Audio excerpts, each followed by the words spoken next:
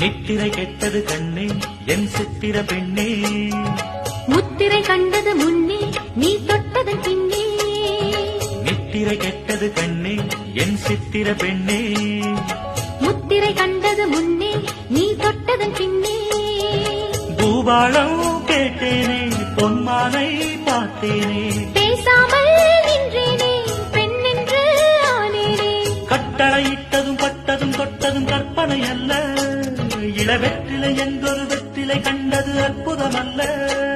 நீ தொட்டது சுட்டது பட்டுடை விட்டது நானே சொல்ல. பாராமல் பார்த்த நெஞ்சம்